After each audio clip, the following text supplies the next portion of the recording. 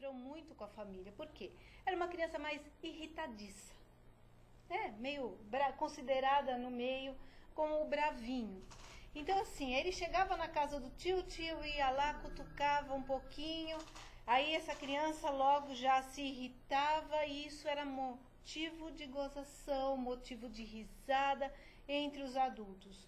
A hora que essa criança estava um pouquinho mais calminha no canto dele, ia um outro lá, cutucava ele, aí ele ficava bravo, ele xingava, era motivo de todo mundo rir dele. Chegou um momento que essa criança, isso por volta dos 4 anos, 5 anos de idade, ele não queria mais sair de casa, ele não queria ir mais na casa dos tios. E a mãe não entendia por quê, porque, nossa, a família, todo mundo gosta dele, todo mundo brinca com ele. Isso ela comentou comigo e eu fui explorando realmente com a criança o que estava acontecendo, e essa criança falou que não aguentava mais porque todo mundo irritava ele e ficavam rindo da reação dele. Então, aparece de uma forma muito desapercebida. Os pais precisam enxergar um pouquinho quando a criança não está gostando da brincadeira. E Silene, se eu tenho na minha família, uma pergunta que poderia acontecer aqui, se eu tenho na minha família o tio do meu filho, ou da minha filha, é uma pessoa Sim. que faz brincadeiras desagradáveis, constrange, né? Faz advertências desagradáveis ao meu filho. Como eu devo proceder? Eu acho que você precisa chegar para essa pessoa, para esse tio, muito assertivamente e colocar que ele não está sendo agradável. Ele precisa ser chamado a atenção. Eu sei que muitas famílias fazem o contrário. Elas acabam deixando, evitando a situação. Eu não vou mais na casa. Não é não ir mais na casa, mas mostrar até para a criança que precisamos ser assertivos, precisamos nos colocar e mostrar para o outro que o outro não está sendo agradável, que nós não estamos gostando. Quer dizer, bullying é violência. E eu, como pai, eu, como mãe, não posso me omitir dessa violência que podem estar fazendo em cima do meu filho. Uma vez que o meu filho é menor de idade, uma vez que o meu filho não tem estrutura psicológica ainda, muitas vezes, para ter essa assertividade que você falou, eu como pai, eu como mãe, eu tenho um compromisso de preservar a saúde mental do meu filho, né? E eu também, como pai e como mãe, eu preciso fazer uma revisão. Será que certas brincadeiras, será que certas falas que eu tenho podem constranger meu filho? Porque nós sabemos que nós vivemos numa sociedade onde foi muito pulverizada, uma cultura onde gozação, onde desrespeito foi muito banalizado, foi muito tratado como algo natural, normal, etc. Nós normalizamos muito isso. Então, muitas vezes, eu sofri na minha infância uma série de bullying. Eu sofri uma série de desrespeitos na minha infância. E eu passo que isso é normal, que isso é natural. E eu acabo hoje repetindo isso que muitas vezes me infelicitou, isso que muitas vezes me traumatizou, isso que muitas vezes me fez me sentir inadequado. E eu acabo hoje repetindo o filme. Então eu preciso também fazer uma autocrítica, usar a minha experiência, lembrar daquele menino que um dia eu fui, que sofreu com isso, não é? E não repetir isso com meu filho, com meu sobrinho, com as pessoas que eu amo, que eu gosto. Não é? O que eu gostaria agora, Juliana, é uma pergunta que nós vamos fazer depois do intervalo comercial. Mas eu quero que você já vá pensando, e os nossos internautas que estão escrevendo aqui e-mails, participando ativamente do programa, eu tenho certeza que vão gostar muito dessa pergunta, porque ela já está aparecendo aqui. As pessoas estão querendo saber qual é o perfil, né, da pessoa que faz bullying. Ou do adulto, até, eu posso ir até um pouco mais longe, do adulto que faz abuso moral mesmo.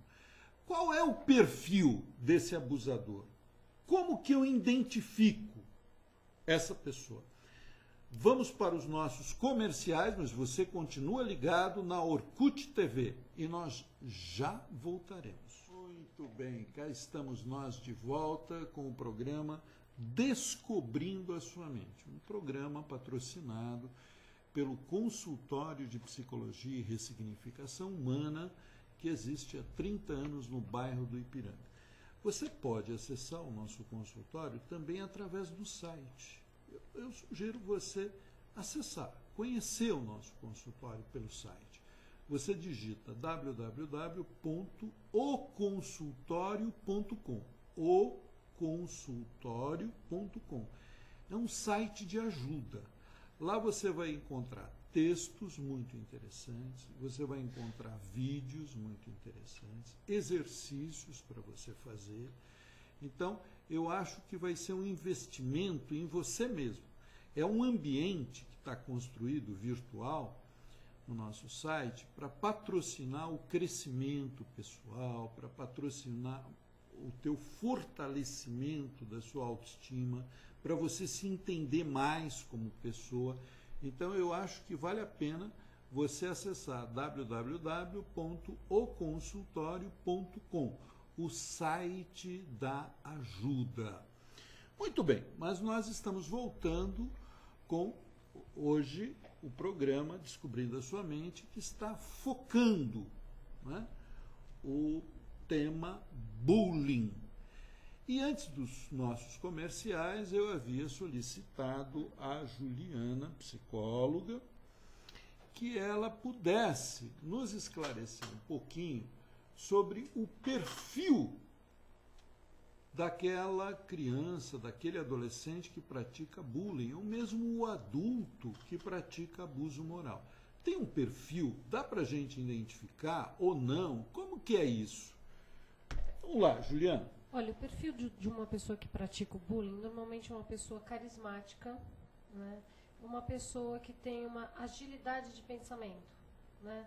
Eu falo assim que muitas vezes a pessoa tem aquela veia humorada, daquele humor negro, porque tem que ter uma rapidez, né? O humor é timing, então essa pessoa ela tem o timing de perceber uma hora, um momento de soltar aquela frase. Porque o que acontece? Uma pessoa que solta um bullying inapropriado num horário errado vai ser recriminado, ele recebe o bullying de volta, então o próprio meio já exclui.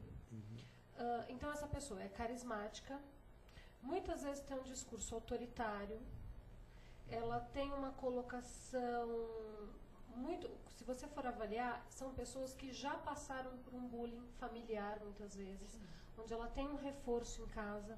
Então, muitas vezes é uma criança que desde pequena teve que aprender a lidar com o bullying. Quem a gente está colocando aqui é uma pessoa que, ao passar pelo bullying, ela aprende essa estrutura e ela aprende que é a maneira legal de se colocar, porque muitas vezes os outros recebem isso de uma maneira muito positiva, rindo. E eu atiro antes de receber o tiro. Com certeza, eu me coloco antes de ser colocado. Interessante como isso é verdade, que você está falando. Geralmente, os abusadores, de forma geral, são pessoas que sofreram o abuso, né?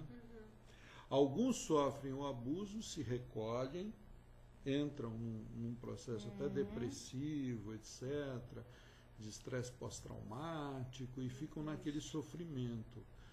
Outros sofrem o abuso e, como uma forma até de tentar controlar possíveis novos abusos, a pessoa se torna ela um abusador.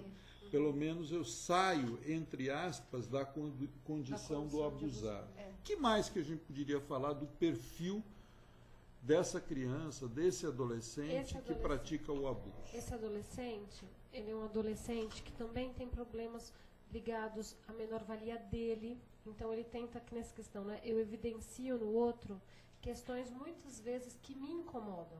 Né? Em mim mesmo. Em mim mesmo. Então, assim, para essa criança, às vezes, o fato dela sentir, muitas vezes, uma criança, vamos pegar uma criança que é muito discriminada na sala de aula porque vai mal, né? E a professora, você precisa, vamos pensar até às vezes colocações dos professores que são formas de bullying. Ah, fulaninho, por que você não é que nem o ciclano aqui, que é tão bom aluno, que é tão bacana, por que você não pode ser assim? Na verdade, essa professora, o que ela acaba fazendo? Ela coloca um alvo na cabeça desse coleguinha.